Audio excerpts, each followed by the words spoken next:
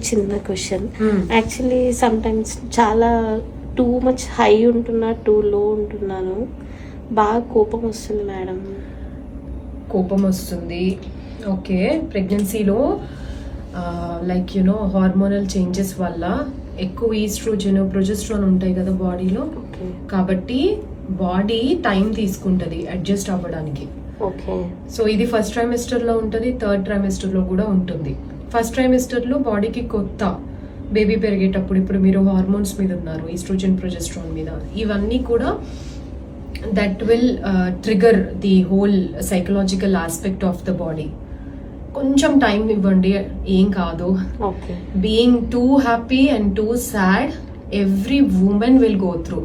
ప్రతి ఒక్కరు కూడా ప్రెగ్నెన్సీలో ఎక్కువ ఎక్స్ట్రీమ్ హ్యాపీనెస్ వస్తుంది, ఒక 2-3 అవర్స్ తర్వాత ఎక్స్ట్రీమ్ సాడ్నెస్ వచ్చేసి నాకే ఎందుకు ఇలా అవుతుంది, why am I feeling this, vomiting sensation, head, త్వరగా అలసిపోవడం, నిద్ర పట్టకపోవడము.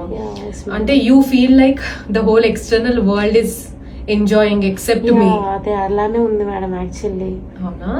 నో, డోంట్ వరీ, అందరికీ ఈ ప్రాబ్లం ఉంటుంది. But how you handle is important. You should keep yourself relaxed. Meditation చేయండి, ఓకేనా? మంచి అంటే లైక్ డివోషనల్ సాంగ్స్ కానీ, మ్యూజిక్ కానీ వినండి. వాక్ వెళ్ళండి మంచిగా ఓపెన్ నేచర్లో.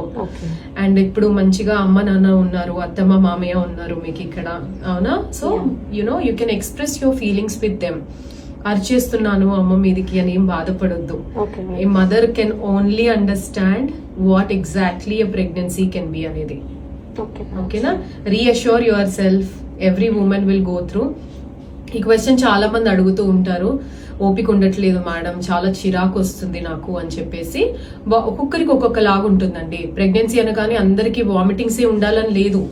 వామిటింగ్స్ కాకపోతే బ్యాక్ ఏక్ ఉంటుంది, బాడీ పెయిన్స్ ఉంటాయి, అండ్ మీకు ఇప్పుడు మీరు చెప్పినట్టు మూడ్ స్వింగ్స్ ఉంటాయి అనమాట. That's fine. ఒక 12 వీక్స్ వరకు ఇలా ఉంటుంది, and again you will be fine in your second trimester. Thank you so much ma'am.